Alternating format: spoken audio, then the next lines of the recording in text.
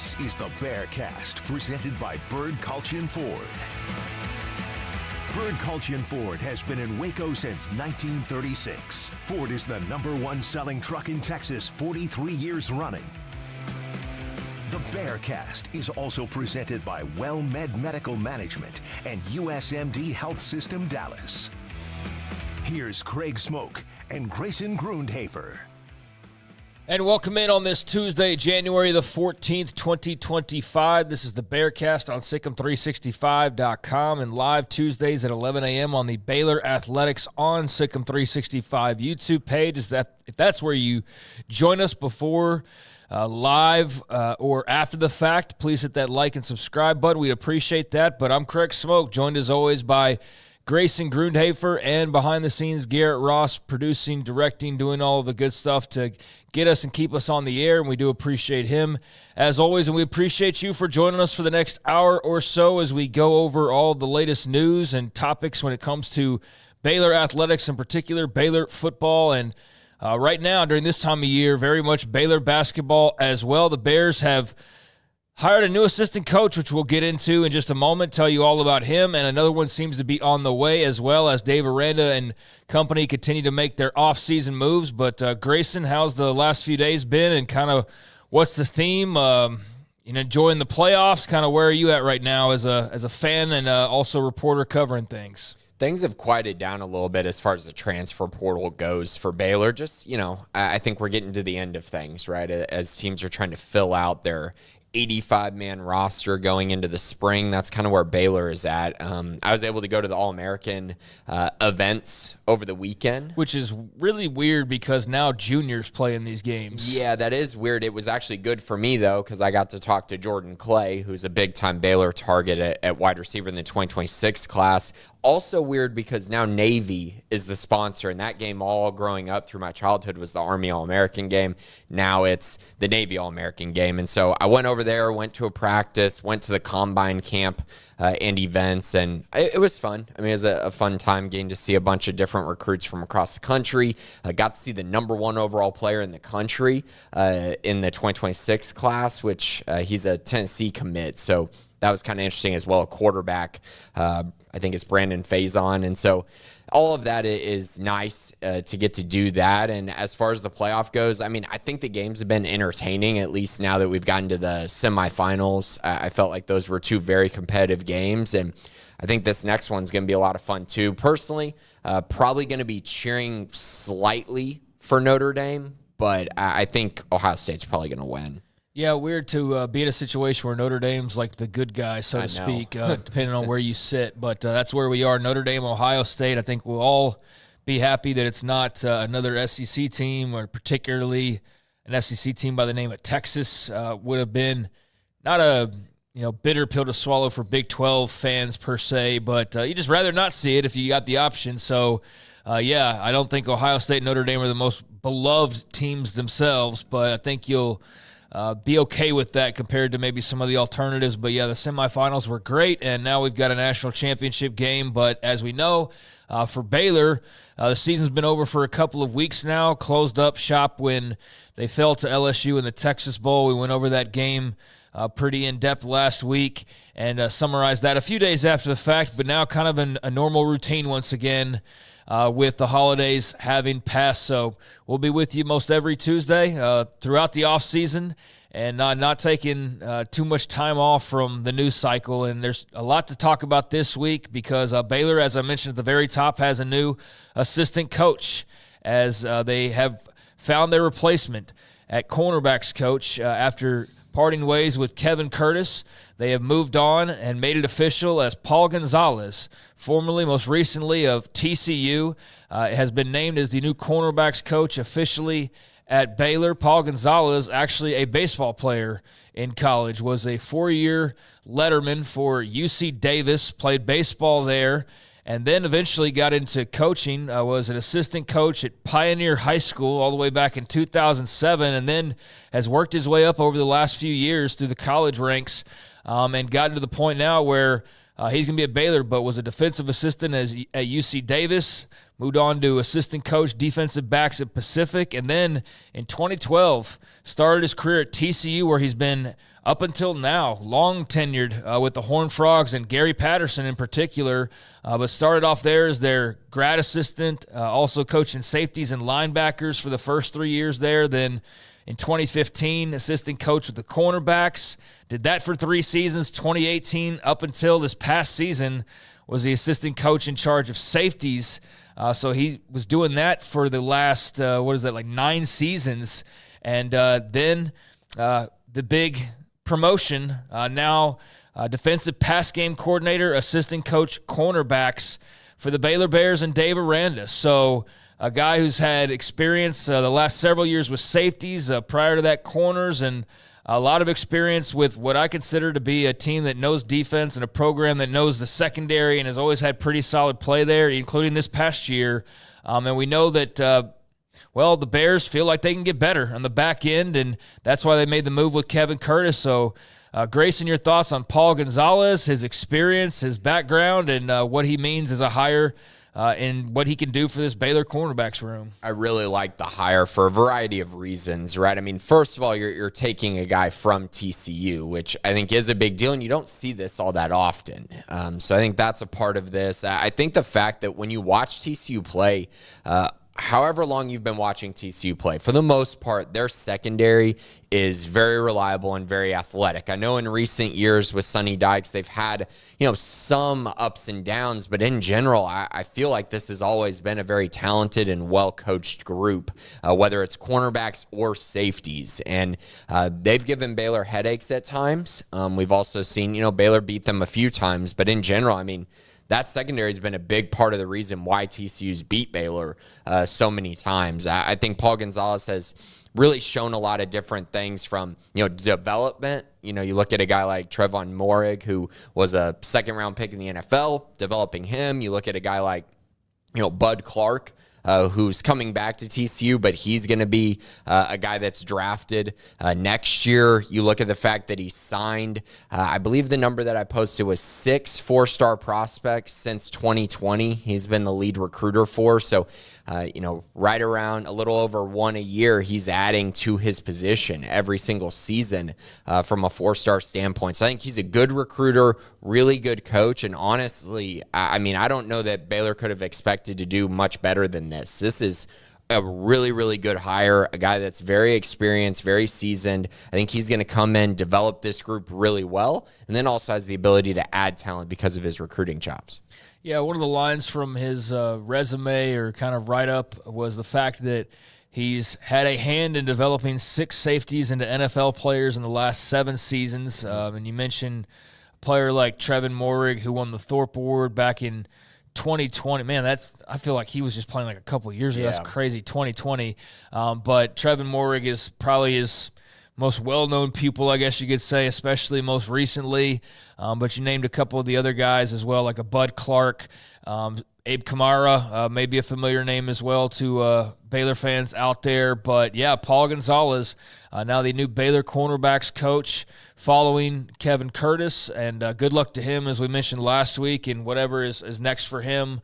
But good to see them close quickly on a hire and kind of, get this done and now go, and we'll get to what's next as far as their other opening right now. But good to get this locked up, and now you know what you got, and you can move on accordingly and start to drill down on what they need to do with this cornerbacks room. So just taking a look bigger picture-wise, kind of what do you think sort of the first, I guess, couple of bullet points on the job for Paul Gonzalez as he starts to get his bearings about him here in Waco? Well, he's going to have to develop and kind of evaluate the room, right? I mean, that's, I guess, the first step. He's going to have to look around at what Baylor has coming back and decide, where's this group at? What do they need to add? What do they need to get better at? Can you go to the transfer portal and find a guy or two that can help improve the secondary? I do think he's probably going to take a view of looking at it not just at the cornerback group, but how can they get better against the pass in general. So if you can find a best available guy in the secondary, that would make a lot of sense. I do think ultimately they're going to have to add a cornerback transfer, maybe two. But I think his first step's just evaluating the roster and what it looks like. How can they get better? What kind of prospects do they need to add to the room? I think that's the most important thing when he gets to Baylor. And then obviously he's going to have to go, potentially recruit that kind of guy that can come in and help them. And then, of course, spring is, kind of right around the corner a little bit. So kind of getting to know all the players and talking to these guys who had great relationships with Kevin Curtis because he was a very well-liked coach. So he's just going to have to start building those relationships. I do want to mention one thing, Craig, before we move on from Paul. Zach Barnett at Football Scoop wrote a little bit of a story on Paul Gonzalez, but there was a quote from Paul that I felt like was pretty intriguing, and I know Baylor fans caught on to it, but the quote was, "Pursuing a championship is my primary goal, and I believe in Coach Dave Aranda's vision to achieve that." I think that, it's very telling based on how Baylor ended this season. Also, it's interesting because TCU was just in a national championship game. TCU won 9 games this year. It seems like they're still a pretty good program, but he clearly has a lot of belief in Dave Aranda. I think part of that is relationships with Gary Patterson. I think both of them having a relationship, Dave Aranda and Paul Gonzalez, with Gary Patterson, probably allowed this to happen rather smoothly, as both sides, I think, felt very comfortable with the other and what their vision was for the program.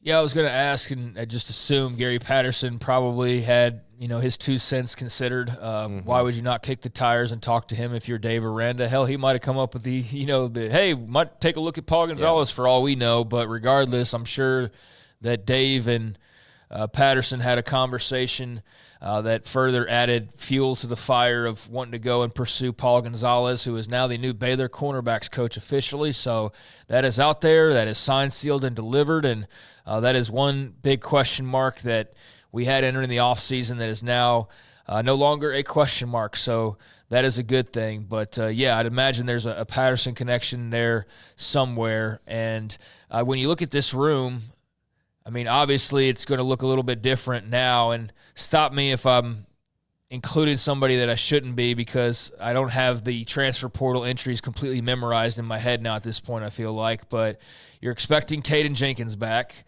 and I think we can all agree that he was a guy who got a lot of talk his freshman year, and then this year played a lot and started and, all that jazz, but was not talked about in the same light. And if anything, probably received a bit more criticism than certainly than he did his first year, because we drilled down a bit more on him and expected more, and he's more of a focus. And I think now, if anything, you're probably inspired, motivated to have a big junior year if you're Caden Jenkins, because maybe some of that heat got lost in this past season. So your stars probably dimmed a little bit, I think it's fair to say, compared to just the way he was kind of talked about as a freshman, right? But still a very good player. Still, we'll see what Paul Gonzalez can do. But that's a guy who's obviously one of your headliners in that room coming back. Kyler Beatty, let's see. Lorando Johnson moves on, obviously. Chateau Reed moves on. But you got Jenkins, Beatty, Reggie Bush, LeVar Thornton will be back, Tevin Williams, and that's about it, right? And then you bring in Leo Almanza, the freshman. And I'm trying not to include walk-ons so that it just doesn't get confusing as well. But that's pretty much the room, right? Like it's like a handful of guys maybe, so there's some work to do there. Yeah, and I think the important thing that you mentioned there, obviously Caden Jenkins received a lot of, I would say that a lot of Baylor fans were disappointed in his performance. But I do want to mention, I think it's important to mention this, of guys who played at least 10 games for Baylor this year, only 5 of them had a defensive grade 70 or above per PFF. And Caden Jenkins was still one of those guys. So while he did have a disappointing year, he still had moments where he was really good. And I know the end of season thing is how poorly he played against LSU, and I understand that that's going to continue to come up. But I still think he is a big part of their plans at cornerback and a big part of what they're trying to build there. You mentioned Tevin Williams. I like Tevin. Tevin played really well against LSU. he just has to stay healthy. And he hasn't proven that he can stay healthy for multiple years now. But when he is healthy, I think he's a quality cornerback and a guy that adds a lot to this room from a veteran standpoint and an athletic standpoint. But outside of that, it's a bunch of guys that are very unproven. I mean, you look at Reggie Bush, LeVar Thornton, those are young guys who have played some, but, haven't done a ton. Kyler Beatty didn't play, really at all this year at corner. I think he's a guy that they're expecting a lot from, but he's still a young guy. Lou Almanza coming in, of course, as a true freshman. The expectations are high for him in the future. I don't know about this specific season. And then you also have the interesting question of, what if they decide to move Carl Williams back to cornerback, though? I think, he played cornerback his freshman year and then moved to safety this year. I think he was solid at safety. I think there could be a role for him for sure at safety, but I also think he could be a really good cornerback for this team. And that might be something that could alleviate the need to go into the transfer portal if you move someone like that to cornerback. So just something to keep an eye on, something that I have on my radar. But in general, I think they need to add some more guys to this room, whether it's through the transfer portal or guys on the roster. Well, Caden Jenkins is a pretty good anchor, so I imagine he'll serve in that capacity and then, add on what you can add on through the transfer portal. And I'm sure they're already hands dirty down in the mud trying to figure out the steps to make when it comes to changing up the roster as they see fit. But you do have some good pieces to begin things with. Clearly, though, you need a bit of depth. The fact that I read like 5 names and that was the entire room, you're going to need more than that. So cornerbacks will definitely be a focus. That's a part of why you made the change. But that wasn't the only change, obviously. Although Paul Gonzalez is now official, we know he'll be coaching cornerbacks. Matthew Pallage, obviously, in charge of safeties, but I'm sure he'll have some crossover and all of that jazz. But another move that was made by Dave Aranda, and it was unexpected, I guess, because we just didn't really have our eyes on coaching changes as quickly as they ended up happening. But as he moved on from Kevin Curtis, also parted ways with Caleb Collins, a good young coach that Aranda had connections with dating back to LSU, and a very likable guy. And I think we all appreciated, just what we saw from him, but they decided to make the change there, and that job does remain unfilled, the outside linebackers spot, but it does appear, according to one report, as though the Bears might have found their guy, although not anywhere close to being official just yet. But maybe by the time you listen to this, it will be, because that tends to be how things like this work. But according to Football Scoop, and 24/7 Sports, I guess, had this maybe first, actually. Matt Zenitz had this first, so give him proper credit. But the Bears are eyeing Western Kentucky defensive line coach Carson Hall as the outside linebackers hire. And so defensive line coach, outside linebackers hire. But, as I ran down, Paul Gonzalez was coaching safeties, and he started off on offense. So these guys bounce around. But Carson Hall was promoted to D-line coach, run game coordinator, like in the last 2 weeks at Western Kentucky. And then that followed him being the defensive line coach solely the past couple of seasons. So he's D-line coach in 23-24, but just here this month, and we're January the 14th, he was added the title of run game coordinator. So we'll see if that sticks. But, yeah, he's been there for a couple of seasons, helped them to berth in the conference championship game, and also the Boca Raton Bowl, 4th in Conference USA in scoring defense, averaging less than 25 points per game given up on defense. And I could go through like the whole bio on that. That's just like a couple of things right off the top there. But, a guy who was at Western Kentucky for just a couple of years, and I guess Georgia also in his background, which is something that maybe catches your eye. He played there from 2015 to 17 and helped them kind of build what's now this rumbling monster machine that Kirby Smart's operating. But, played in the playoff and clearly has that SEC background. Also coached at Valdosta State, worked with outside linebackers there, and also helped them claim the D2 National Championship. So those are some of the highlights from his, albeit so much short, still young in his career, but already some big bullet points on the bio. So Western Kentucky's Carson Hall looking like he may be the guy to slide in as Baylor's outside linebackers coach. What are your thoughts? That would be 2 Western Kentucky guys in 2 years because Jamar Chaney was also at Western Kentucky the following year. So I'm sure if it is Carson Hall, Chaney probably gave a very good recommendation, I would bet, for, kind of who he is, what he can do. He was also named a 30 under 30 top young coach by 247 Sports, which Jamar Chaney was also named on that list. So a lot of similarities there, and we saw how well that worked out for Jamar Chaney since he's been at Baylor on the field and, of course, recruiting wise. He's been very good. Now, Hall, obviously at Western Kentucky, he did some good things. He had 3 All-Conference USA guys who earned an award of some kind, 2 guys honorable mentions, and then, of course, the first team all-defense selection, Hosea Wheeler, was kind of the top name guy there at defensive tackle. Now, coming to Baylor, he would coach edge, right? He'd coach the edge position. So you're looking at a group that loses a lot, and they're going to have to really rely on development.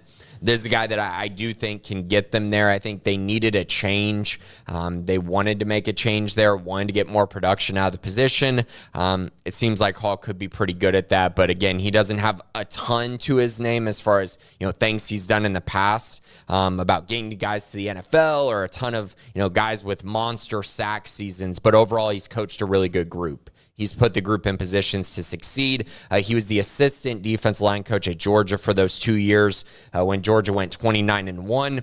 And during that time, he had 4 first-round draft picks. Yeah, 4 of them. Trayvon Walker, Jalen Carter, Jordan Davis, and Devontae Wyatt during that time period. A little different situation at Western Kentucky and, of course, at Baylor. But still, nonetheless, he helped develop those guys into one of the best defensive line units we've seen in a long time. Yeah, he also had stops with LSU, Illinois as well. Yeah. But, yeah, player and then also a coach, as you mentioned there, at Georgia. So that's like his backbone of like kind of where he's from and who he is, but has already bounced around a little bit, as most coaches do at this point. So, yeah, most recently at Western Kentucky, which does seem to have a knack for what Aranda likes on defense. I mean, at least based on a couple of hires now from that staff and also a couple transfers from that side of the ball in Western Kentucky's defense as well, headlined by Keaton Thomas, obviously, who's one of Baylor's best players coming back next season. But you look at that room, however you want to refer to it, outside linebacker or jack position, but you're losing Steve Linton, that's for sure, along with Garmin Randolph, who is finally out of eligibility. But that leaves you then, just based on the last roster, with Corey Kelly, Brock Jackson, and Prince Hugo, and Kyler Jordan, and that's it, basically. Yeah, that's the room there for him, with Randolph and Linton moving on after their 6 years. So those the transfer guys, of course, Fobbs White and Winston. Well, I was going to say you can lead into adding those guys, but yeah, so like those are the 4 on the roster now, but obviously they've already added a couple through the transfer portal. Yes, and they had to. They knew they did. I mean, you're losing 2 guys that provided a lot this year. And really, I think, covered up some things for this Baylor roster because of just how experienced they were. And you saw, honestly, though, when Linton had his good games, Baylor's defense was really, really good. And so them being able to get pressure from that spot is really key and not really something that I think has happened enough over the last few years. Honestly, since Dave Aranda got here, they haven't had a really dominant jack. Even the team that won the Big 12 championship, it was a rotation of Garmin Randolph and Matt Jones for the most part. So very different type players there. So I'm curious if this change and the guys they bring in can kind of shake that up a little bit, especially if they're trying to get 2 edges on the field more than they have in the past. Well, there you go. We'll see if that becomes official in the next couple of days. I'd imagine with there being a leak that he is kind of the name that's now been identified, they will work quickly to try to finalize that. So it's not official until it is, but looks like Carson Hall will be the new Baylor outside linebackers coach, and that will complete those 2 openings. And then what as far as coaching staff? It feels like you're set, and now it's just all personnel basically, I guess, and just kind of getting your ducks in a row. Right, yeah. All the moves, it seems like, are pretty much done with the coaching staff. I think all those conversations have already happened. The early enrollees are enrolling on the 17th, which I know we're going to get to, but, I mean, you kind of wanted to have the staff finalized by that point, so those guys can start building those relationships and getting to know the guys on the roster and the guys who are committed and the guys who just signed. All of those things are very important. I think Baylor's at a point now where I think they've addressed those things, and they did it pretty quickly. Yeah, I mean, they needed to. You couldn't have that hanging out there too long, but they did get it done pretty expediently, so that's good, and that's all pretty much done once they finalize, I guess, the terms, details, and put the official announcement out with Carson Hall, barring something unforeseen. And then, it's a case closed, and you move on and just hope that you don't lose anybody in the spring like happened last year when – I guess more of like you made a hire and then he was on campus for like 30 minutes and then Alabama called and Chris Kapilovich, which actually would have been a hell of a hire based on the season that he had. I think he was well regarded. So, you knew what you were doing, but then you had the unforeseen kind of curveball. They obviously were still able to make contact and get a hit with the pivots that they had to make. But, yeah, you'd rather not have to pivot like that again. You'd rather this just be the group and get through spring and, no interruptions from here on out, but we'll see. Yeah, and I mean, this is an important stretch, and this was the weird thing with Chris Kapilovich. I mean, he was on campus for Baylor's junior day. When they're bringing in 2026 guys and trying to recruit them, and then he's gone, a week later?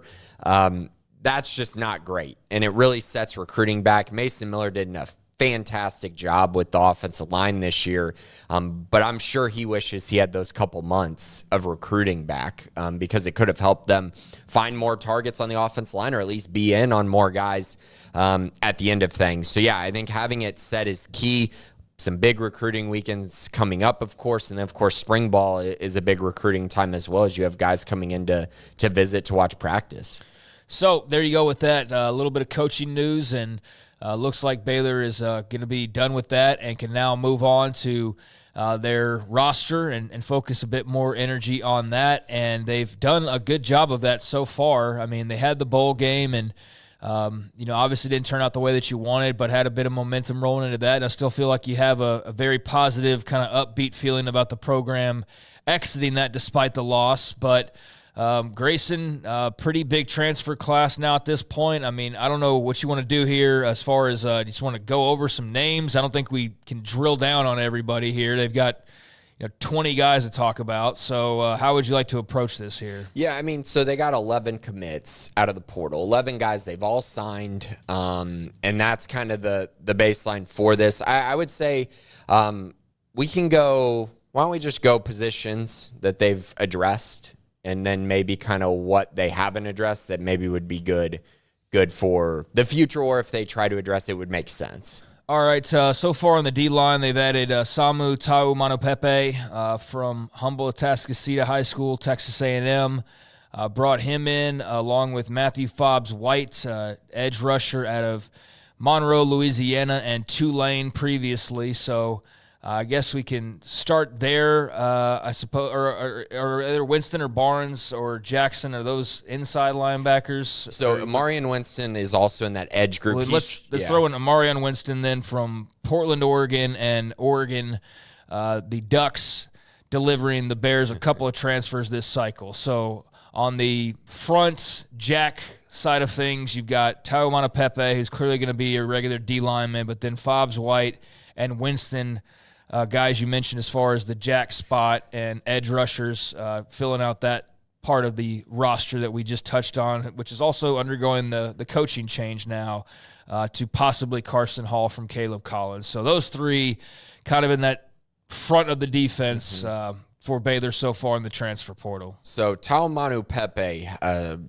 is one of the biggest additions they've made. I think you could make the argument that he's the biggest addition they made. At nose tackle specifically, they've been kind of a revolving door there since Apu left.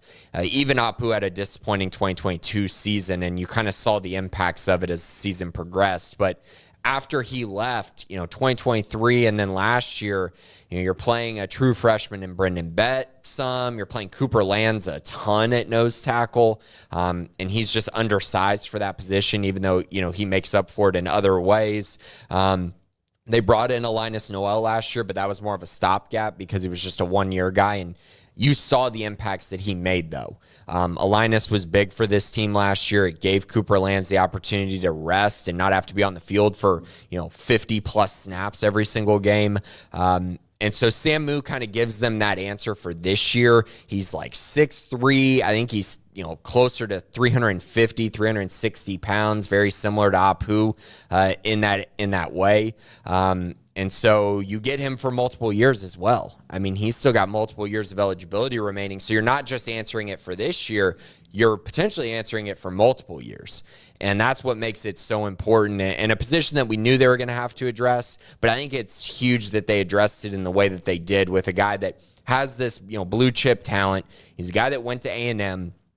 And truthfully, him in the transfer portal, I think he's only rated as like an 86 or an 87. But I think it's important to understand he's an 86 or 87 maybe as a defensive tackle going to Michigan State. But as a nose tackle in Baylor's system, I mean, this is more like a 4-star prospect because he fits so perfectly to what they need and what he can do for this team. So Smoak, big-time pickup.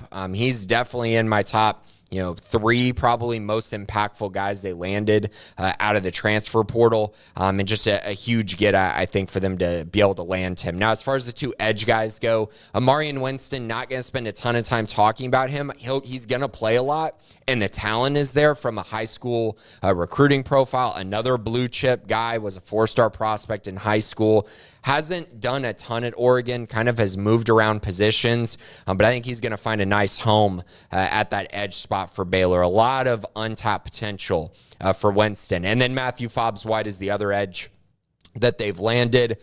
This guy was inside the top 5 as far as his PFF grade as a pass rusher this past year. Top 5 in the nation. He is a very good pass rusher. He's only a sophomore, so he's going to be a junior this upcoming year.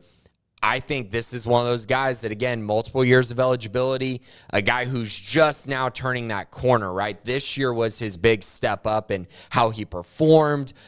He got stronger, got more physical, but there's a lot left in the tank. I think that's what Baylor's hoping for. I think he's probably going to be your starter at edge going into the 2025 season. I think he's a really good one and kind of a sneaky get for the Baylor staff this offseason.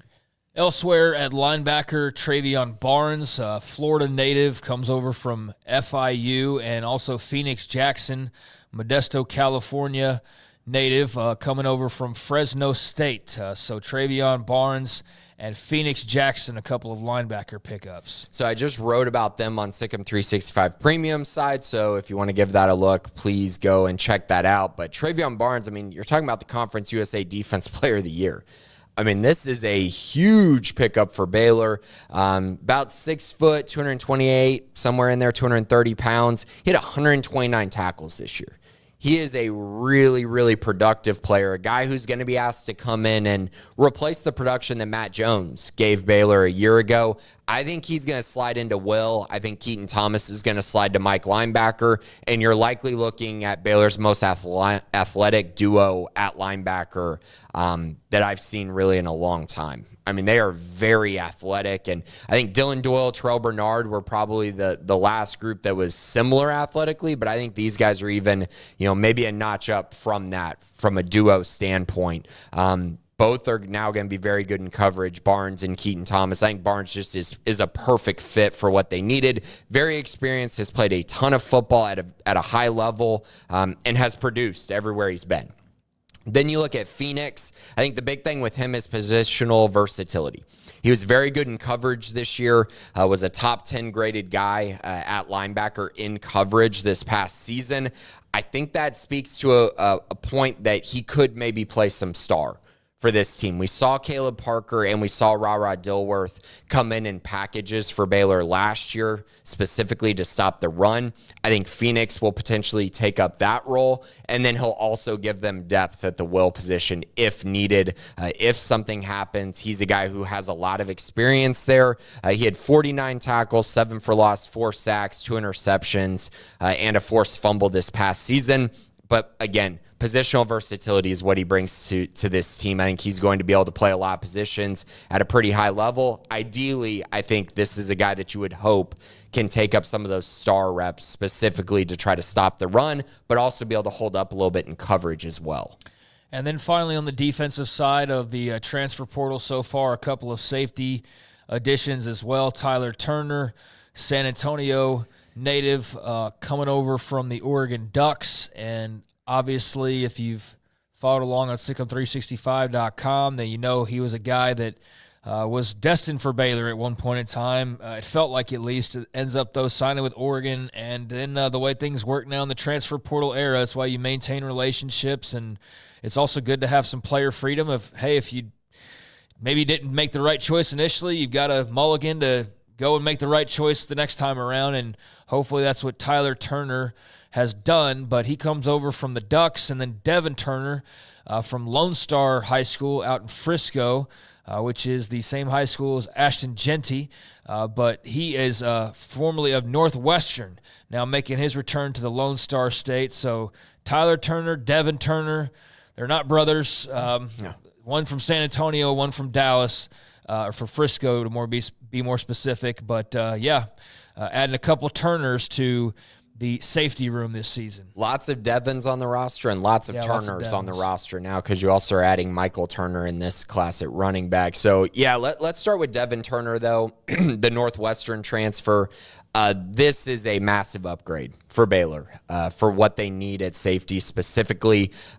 I think he can provide a lot in many different ways. He could play all 3 safety positions, whether that's star, boundary, or field. I think right now, if you're looking at the roster, I think he's probably, his best fit, or what they need him to do, is probably play field safety. If they make more additions, maybe that could change some things. But he's 6'1", 215 pounds, had 130 tackles, 4 interceptions, and 8 pass breakups over the last 2 seasons, and collected all Big Ten honorable mention honors this past year, despite the fact that Northwestern was really, really bad. He still shined on that team. I think the biggest couple things for him, he improved in every area this year from a year ago. So there's still some untapped potential there. When you look at his tackle percentage, both the last 2 years, he has been very good at not missing tackles. He's been under 10% both of his 2 seasons, whereas if you look at Baylor's safeties and stars this year, Devin Bobby had a missed tackle percentage of 17.3%, Lemire 15.4%, and Carl Williams 12.8%. So an upgrade when it comes to tackling. And then you look at coverage, and it gets even more drastic. He had a 74.5 coverage grade per PFF. Baylor starting safeties, their grades per PFF: Devin Lemire 70.4, Devin Bobby 57.2, and Carl Williams 56.4. He provides a lot in a lot of areas and upgrades in a lot of areas. I think that he is very unique for what they've needed. I think safety is an area that they could have addressed for multiple years now, and they never did. They trusted development. I think bringing in a guy like this was much needed. As far as Tyler Turner goes, it's very similar to what I mentioned with Amari and Winston. Turner hasn't played a ton at Oregon, but he's a blue chip prospect, so it adds to your blue chip ratio. He's a guy that Baylor wanted badly in his recruiting class. Matthew Pallage was his lead recruiter. He got him to go to Oregon, and now he got him to go to Baylor. So obviously a huge connection there. He knows what Tyler Turner is capable of. This is a really elite prospect, a guy that had 316 tackles, 18 tackles for loss, 9 pass breakups, 9 interceptions, and 5 forced fumbles during his 3 seasons in high school. That is elite production. Again, I think he could play a number of positions, but boundary or field is probably where they're going to try him. I would guess they're probably going to try him at field safety initially, unless he becomes a starter at boundary, which is possible. He also has 3 seasons of eligibility, so you get the long-term fit as well. All right, so there's the defensive additions. Taking up most of the class so far is the defensive side of the football, which is not entirely surprising given what you have returning on offense, but there will need to be some additions there, and there have been. Starting off with quarterback and Walker White coming over from Auburn, multiple years left to play, a former 4-star rated player, and just not in line for playing time anytime soon at Auburn. The situation not working out for either side. It seemed like it was just like a better to separate type of a situation with he and Hugh Freeze's staff. So he gets into the portal and obviously likes what he hears from Baylor and is now looking to come in and compete with Sawyer Robertson, but most likely sit behind Sawyer for a year and then be a guy who takes the reins and runs with them or competes to take the reins, obviously.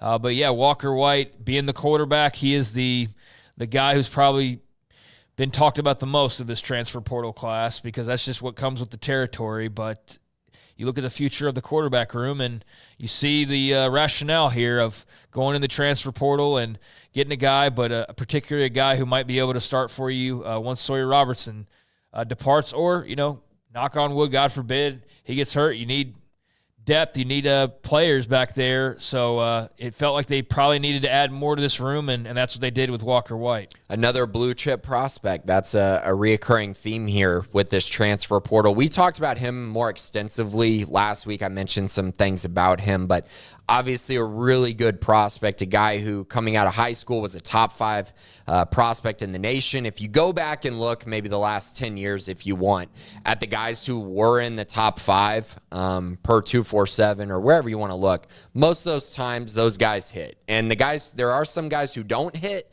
but the guys who do hit are really, really good. I mean, we're talking about, first round of the NFL draft type guys. And so I think that's important to mention. There is just this ceiling that is there for Walker White.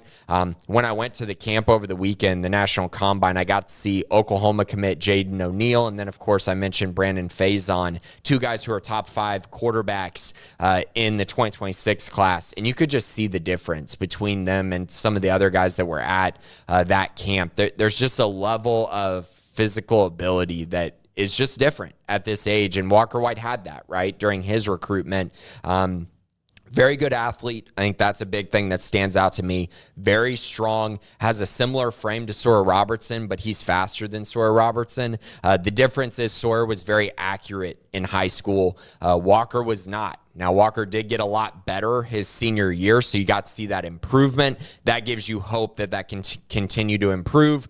I know people ask a lot of questions about why did he leave Auburn. Well, I think it's pretty simple. I mean, they went out and got Jackson Arnold, and they spent to get Jackson Arnold, and Jackson Arnold's got multiple years of eligibility remaining. And so that timeline is a little bit different than what it is at Baylor, where it's just, okay, I'll have to sit behind Sawyer Robertson, but then it's going to be a completely open competition between him, Nate Bennett, Edward Griffin, and then the freshman Quinn Murphy going into next year. That's kind of the expectation, I think, at this point. But in general, this is great for Baylor. Again, finding a guy with a very high ceiling who could end up being an NFL draft type guy potentially in the near future. It just gives them more options and more possibilities there in that room.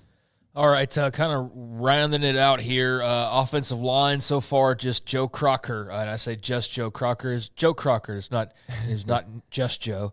But he is the only offensive line addition. I say just Joe Crocker because I imagine there's going to be more than just one offensive line transfer portal addition by the time it's all said and done. But Nashville, Tennessee native comes over from Louisville and will be responsible for helping protect Sawyer Robertson and maybe even Walker White and whoever else he ends up blocking for. But Joe Crocker, at least the first of what will be multiple additions you'd expect on the offensive line. Another guy who he's not a blue chip prospect when it comes to rankings, but he is a blue chip prospect from an offer standpoint. I mean, the guy had Georgia, Michigan, Kentucky, Ole Miss, Purdue, Wisconsin offers. He had 30 offers out of high school. So very highly regarded guy. Mason Miller heavily recruited him to Mississippi State.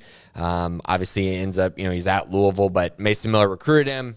really built a good relationship with him, and I think that's a big reason why he ended up at Baylor. 6'6", 320 pounds. My guess, he comes in and they start him off at left tackle and allow him to be the backup to Sidney Fugar. But he's got 3 years of eligibility remaining, so this is a guy who could become a very key part of this offensive line group going forward, even if it's not just specifically this year. And then at wide receiver, a couple of additions. I don't feel like running back, they don't really need a running back, right? No, because, I mean, you got Bryson Washington, Dawson Pendergrass, Richard Reese, and then you got the 2 superstar freshmen, Cade Knighton and Michael Turner. I think you're going to probably go there if you don't have to. A tight end, you're probably okay, but I don't know. We'll see what Jake Spavital wants. Just off the top of my head, I'm thinking about, I don't know if that's a pressing need for you with what you got. Trigg. Yeah, and Klopfenstein and these other guys. Kelsey Johnson. You got contributors. So I think you're pretty fine there. But wide receiver, you're losing a lot, and you're going to need to address this no matter how successful your previous season was or who was coaching or whatever. But they have addressed that with a couple of players thus far, including Cole Wilson from Katy and also Texas State. So another addition from the Bobcats. Jake Spavital connections ongoing. But Cole Wilson of Texas State, one of those additions for you so far. And let's just start with him, and then we'll get into the final edition here. So, I mean, Cole Wilson, this is one of those where you look at it and you go, oh, perfect fit, once again, for the air raid scheme. He's been in the air raid scheme for 3 years now. He started off at Incarnate Word and then went to Texas State the last 2 years. He's got versatility. He's actually been forced to play a lot of outside receiver during his career so far and has been very productive. So in 3 seasons, he's got 1,658 receiving yards and 13 touchdowns. He's played a lot, over 1,700 career snaps. And then the other big thing for him is Baylor's losing Jamal Bell. And while Jamal Bell didn't play a lot at receiver, he was a good kick returner. Cole Wilson is going to fill in that role. He's got 33 kick returns for 874 yards and a touchdown. He's really, really good in that area. So he's providing a lot to this team from an experience standpoint, understanding the scheme. He's got production, so the expectation is he's going to be a plug-and-play guy for them. And then he can also provide a lift in special teams with his ability in the return game. And finally, Kobe Prentice from Calera, Alabama, and from the Crimson Tide proper, moving over from the SEC to the Big 12. Prentice, another wide receiver addition, and that rounds out so far Baylor's 11-man transfer portal class that we've now gone over individually. So let's close it out with Kobe Prentice. And what does this mean for the wide receiver room with his addition along with Wilson's, but also what does that leave them still left to do ultimately, because these are both a couple of your smaller wide receivers, not your big bodies necessarily on the outside type guys. Prentice is probably one of those guys I think Baylor fans were most excited about. Just when you see a guy from Alabama, and not just a guy from Alabama who sat on the bench. I mean, he's played the last 3 years. Now, his production isn't crazy, but 60 catches for 780 yards, 5 touchdowns over 3 seasons at Alabama. But basically being the third option all 3 of those years. Of course, Kalen DeBoer came in, brought his guy with him. And then, of course, they had an elite freshman as well. It made him be the third guy this year, even though the expectation was that he was going to have a bigger role. I think him coming to Baylor gives him a great opportunity to have a career season. He fits really well with what they're trying to do on offense. There's a sneaky ability that he could play outside. I mean, he is 5'10", 182 pounds, so I know he's not tall, but he does have the speed to potentially fill in some at outside while also playing the slot. Cole Wilson obviously has that ability as well because he's done it a ton. But I think Prentice, with his speed, his blue chip status as a recruit, he was a top 100 prospect in the 2022 class. He would be one of the highest ranked Baylor players ever recruit out of the, from Baylor if Baylor had gotten him out of the high school level. But he's a really good prospect. 1 year of eligibility. But everything that stands out to me about him is the athleticism. Very good athlete, very good in space, has make you miss ability and yards after the catch ability. I think that's where you kind of look at them missing Monterey Baldwin now, and them kind of making up for it with Kobe Prentice and a guy who potentially has a more consistent ability to catch the football as well. So there you go. There is the player-by-player 11-man transfer portal class thus far for Baylor. We'd kind of touched on some of those names, but had not really gotten in-depth, let's say, with all of them up to this point. And since there has been a break in the action and also the portal closing, it's allowed an opportunity to kind of take a breath and just scan and see what they've done so far. So I guess what would you say that leaves as your biggest to-do list items, I guess, moving forward now? I would think with the addition of Paul Gonzalez, they're probably going to look at the secondary. I would think that cornerback, maybe a best available type at safety could be in play, but I just would think that they were saving a spot or two for him to kind of figure out what he wanted to add to the room before spring ball. Outside of that, Baylor's really looked around at a lot of, big-time receivers, haven't been able to find or land the guy that they, have really been wanting. I don't think they're trying to just take a receiver. They're really trying to find a guy that could be a difference maker. Haven't been able to find that through the portal. I think if they do, then you'd like to add one because they do have some uncertainty at that other outside receiver position after losing Hal Presley and Ketron Jackson. They have a bunch of young guys in that room, which is nice, but they don't have a lot of proven commodities outside. And so I think that's an area that they could address. I'm also looking potentially at right tackle. Potentially. They have a lot of candidates on the roster who could fill in that role. Maybe they wait till the spring, see how those guys develop, but that could be an area. And then defensive line. I think when you look at the defensive line, there's clearly an area that they could add another guy there. Potentially, but again, I think it probably need to be the right guy. Maybe they just wait till after the spring to do that. I think that's a position where you could wait and still find a guy that has the talent that you need up front. But outside of that, those are the kind of key areas for me. So there you have it. There is football news for this week. Going over the 11-man transfer class, also the hire of Paul Gonzalez as new cornerbacks coach, and the apparent in-process hire of Carson Hall as your outside linebackers coach. We'll see, again, if that becomes official. But typically you don't get that far down the road with like an article write-up and all that if it's not they're sorting out the terms and waiting to sign the contract, right, basically. So that seems like it's pretty close to the finish line. And there you have it. That's where Dave Aranda and Baylor find themselves. It's certainly been a very active offseason for just 2 weeks into the new year.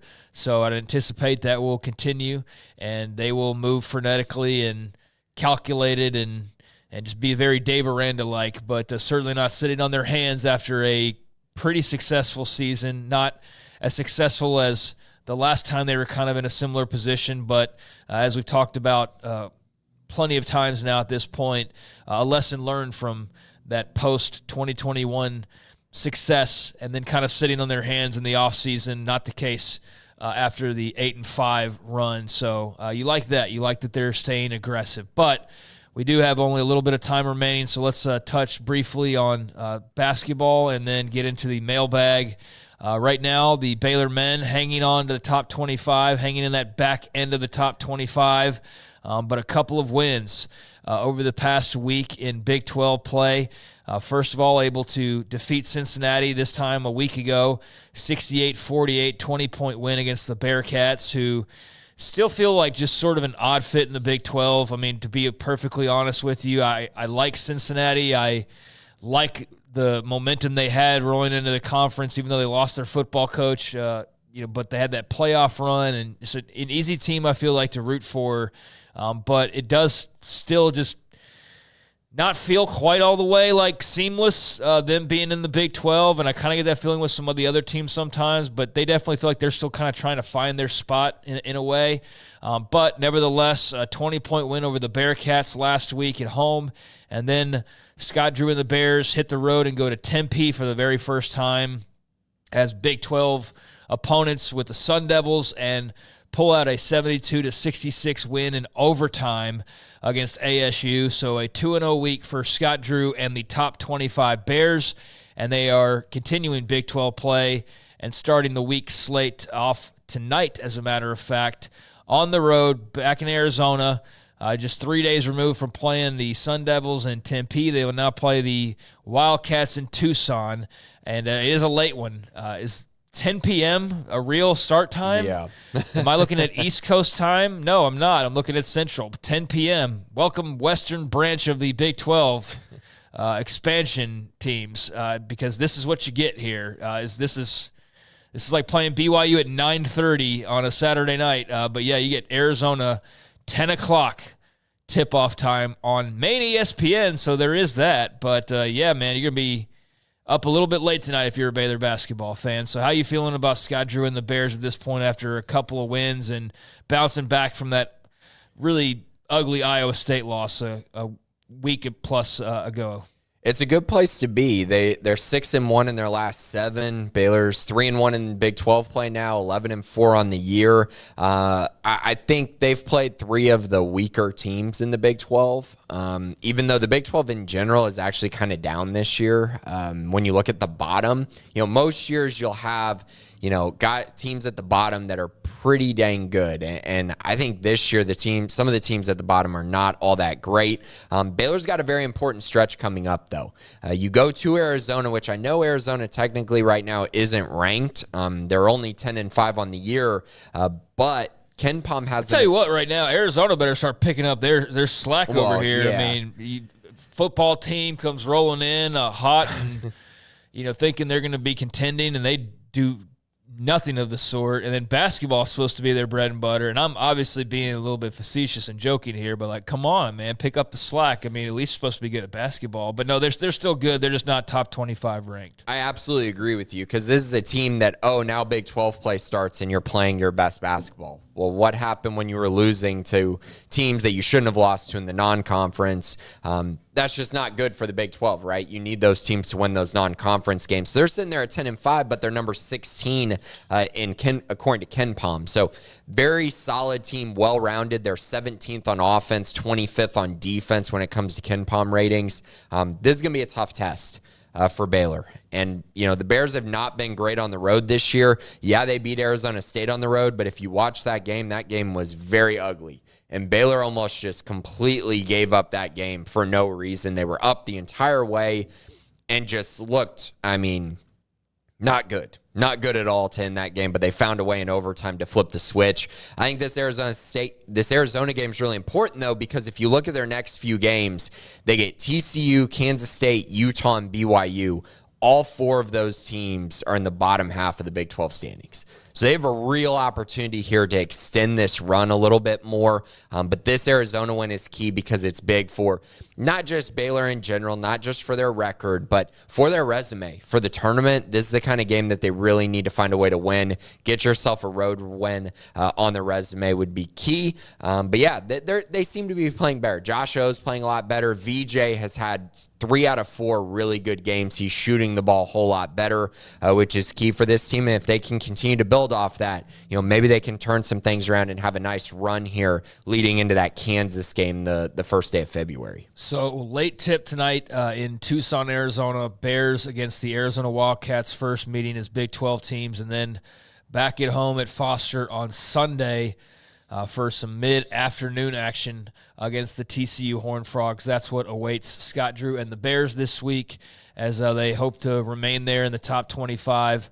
and just remain, competitive and right there in the mix when it comes to the Big 12. Meanwhile, the Baylor women dealing with a little bit of adversity, the suspension of Dariana Littlepage Buggs after getting into a squabble the other day, this past weekend.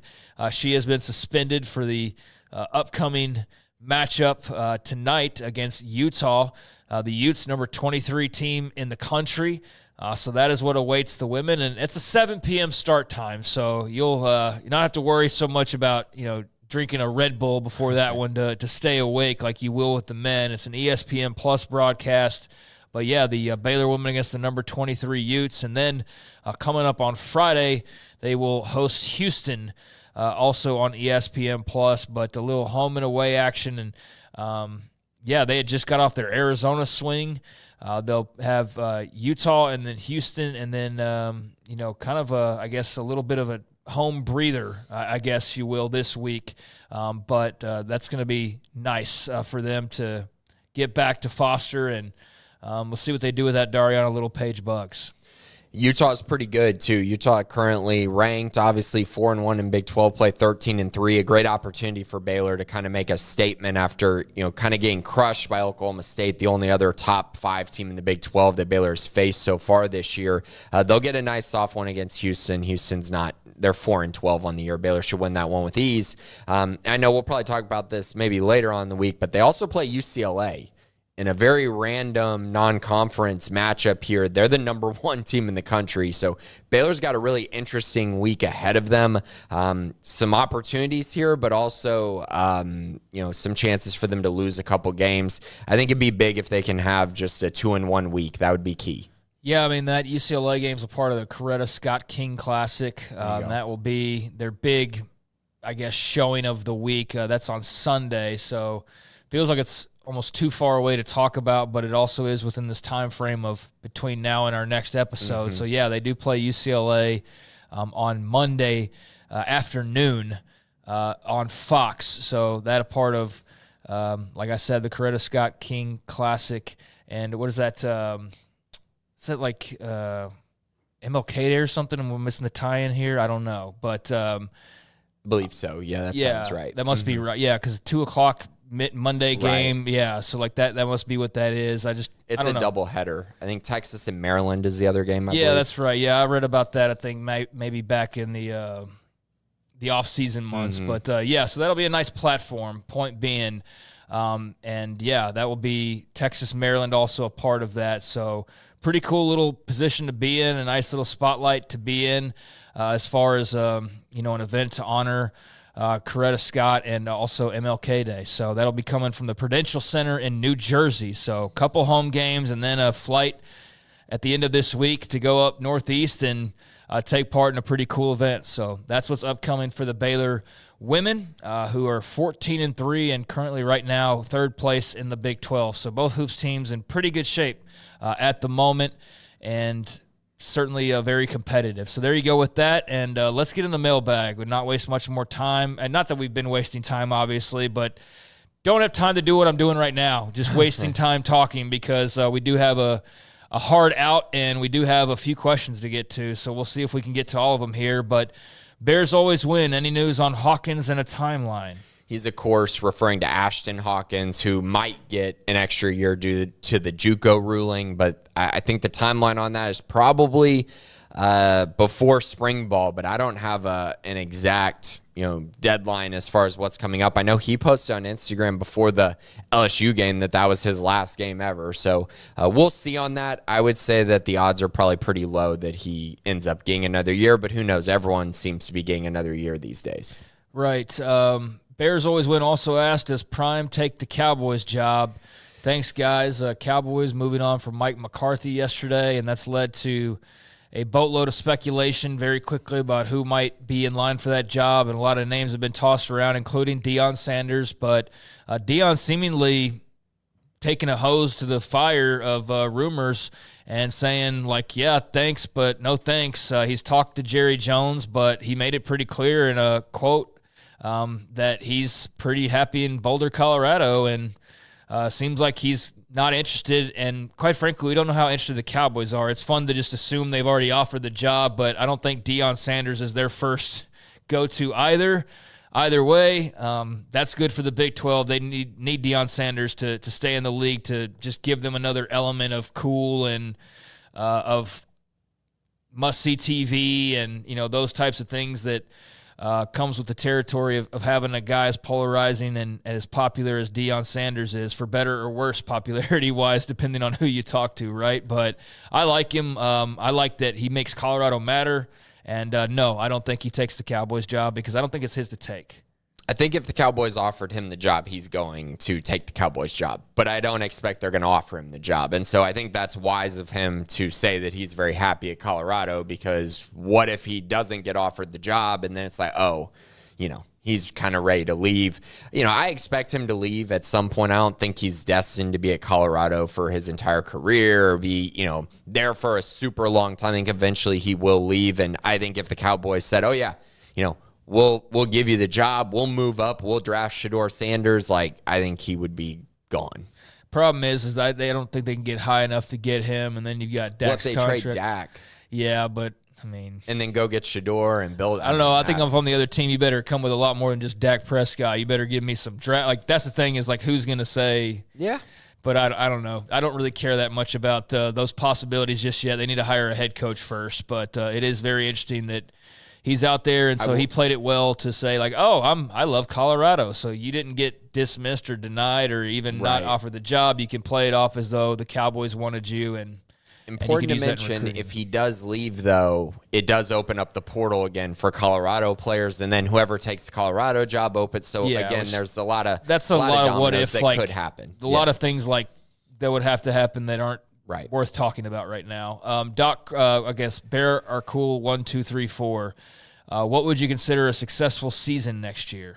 I mean, I think if this team goes, 8-4 with the non-conference schedule they have, and they're inside the top 4 in the Big 12, I think that's a pretty successful year. I think, expectations coming into the year are making the Big 12 championship, winning the Big 12 championship, making the college football playoff. But I think building this consistency is one of the bigger things that Baylor needs to get to where they're down.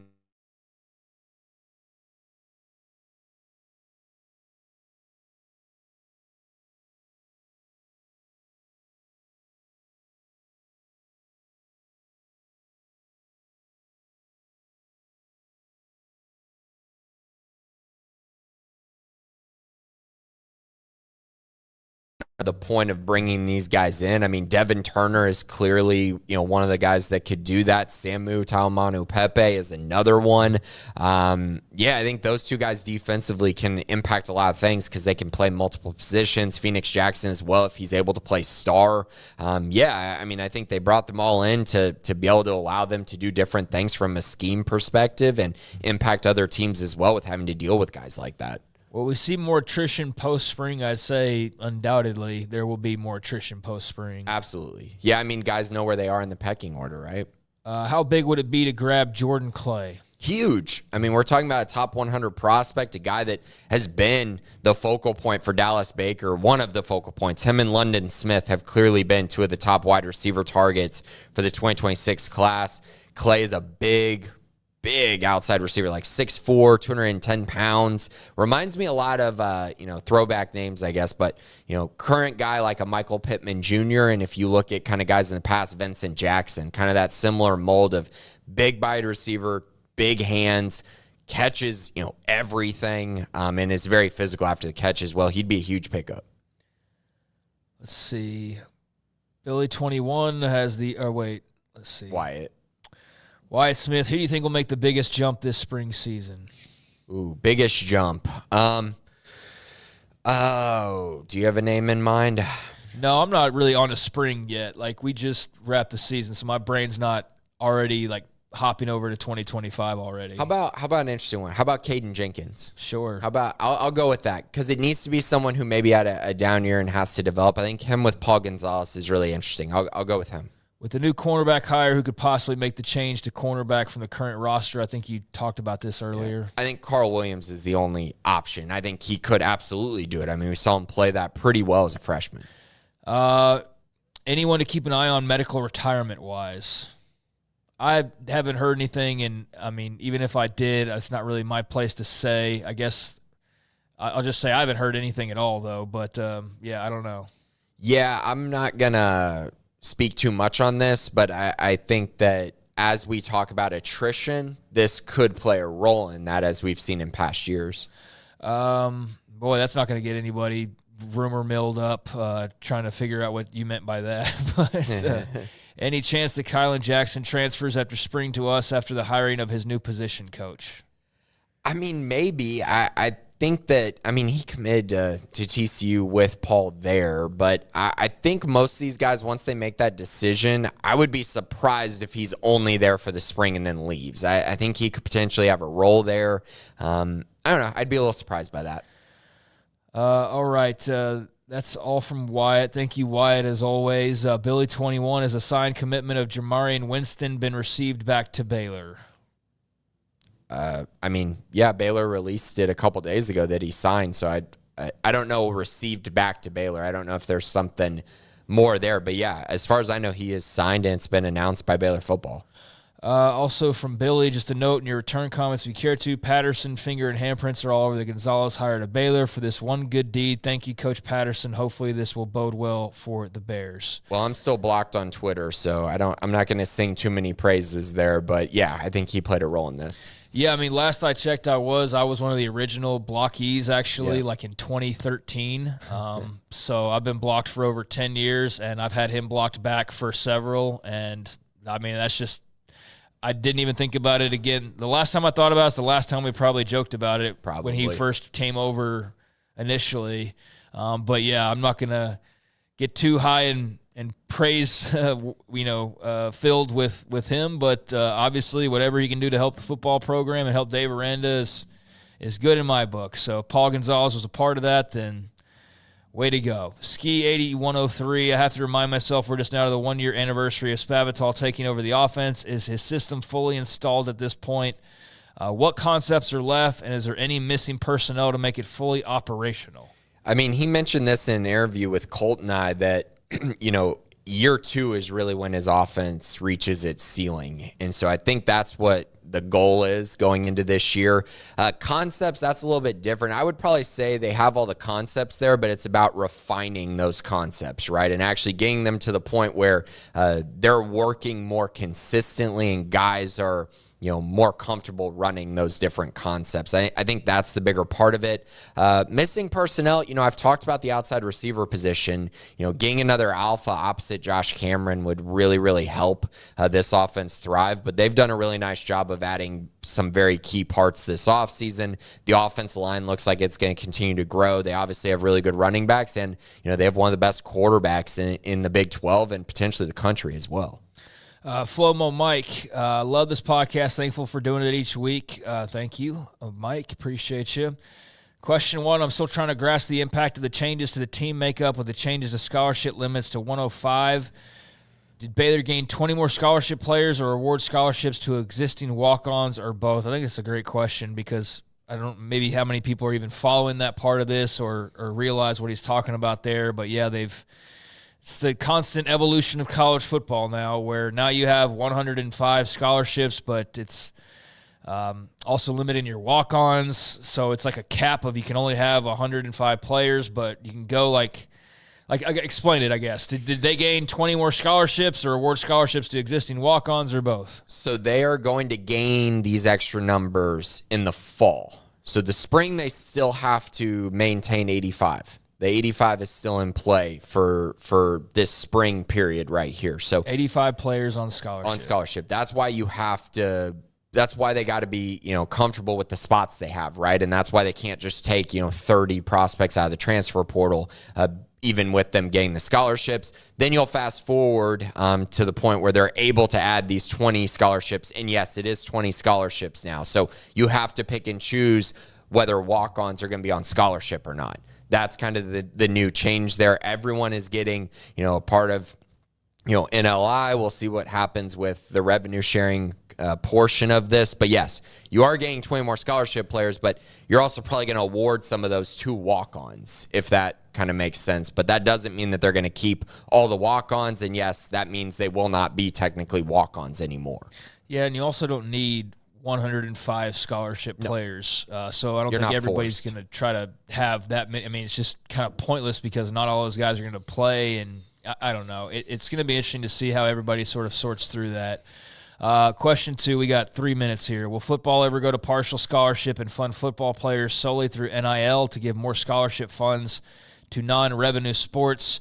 I know you've answered this in other areas, but how the scholarship changes adjust the makeup of athletes is not sinking in. Yeah, I don't know if this is ever going to happen. I don't know if there's eventually going to be a practice squad. I don't know if there's eventually going to be waivers in college football. I don't know any of the answers to that yet, but I do think you're going to see them continue to find some options to allow, walk-ons to be a part of the program but not be on scholarship. I think that will be probably something that's addressed eventually. Yeah, I think like part of the 105s, I think those can be like kind of broken up in a way, but I don't know about the funding and all of that. I just don't know enough about it to answer your question a bit more in depth. So maybe at a later date can kind of revisit that when it becomes more out front of a topic. But right now I think a lot of people are still wrapping their heads around how they're even going to do it. The schools, much less us trying to figure it out. So, Mike, appreciate the questions, and we'll have more clarity, I think, as we get closer to that being the new reality. Bear Love 89, do you agree with those who say having a prototypical X is less important in this dirt raid offense than a pro style? Ooh. I think that you can make the argument that it's more important in a pro style, but I would also say that when you have a dominant X in a dirt raid, air raid type offense, it opens up a lot. And I think we saw great opportunities for Ketron Jackson and Hal Presley this past year to have a breakout season, and neither of them really ran with it. It was kind of, mix and matching. Occasionally Ketron would have a good game. Hal had a couple good games this year, but it wasn't as consistent as I think it could have been. And so I think that's the area, right? When you want to reach your higher ceiling, having a guy like that, I think, can change a lot of things about your offense. So there you go. There is the final question of the week from Bear Love 89. Appreciate you. Appreciate Bear. As always, Win, Bear Cool, 1234, Doc Crow, Wyatt Smith, Billy 21, Ski 8103, and Flomo Mike. Hopefully we answered what you were looking for, and if not, like in the case of Mike's question, we'll just answer it better as we get more information and more clarity on kind of how everything's going to work with scholarships and whatnot moving forward. But it is a very interesting era that never seems to really quiet down. There's always something going on, it feels like, and certainly scholarship limits and just the changes with NIL is going to be a big part of that. Has been for a couple years now, but is as much front and center now as it's ever been. So we're heading somewhere kind of new, but don't know exactly what that looks like just yet. For all that being said, that's what we got to say this week. Anything else? One last thing before we go, Grayson. Just be sure to check out Sikkim 365 Premium site. Tons of content on recruits, tons of content on men's basketball, women's basketball. We're really kind of, getting the content out there, so be sure to check that out. We got a lot of interesting pieces and articles coming and stuff already on the website, including the news, of course, about Paul Gonzalez. Yeah, so if you want to read about or just discuss the hire of Paul Gonzalez as the new cornerbacks coach, you can do that over at Sikkim365.com. And also, obviously, expecting an outside linebackers coach hire here very soon as well. So should be, I would think, talking about that officially next week. But until then, enjoy some hoops and some pro football playoffs and whatever else gets you over these next few days. And we'll be back next week to talk to you all about the latest in Baylor football, basketball, etc. For Garrett Ross and Grayson Grundhoefer, I'm Craig Smoak. Thanks for watching and listening. This has been the Bearcast on Sikkim365.com.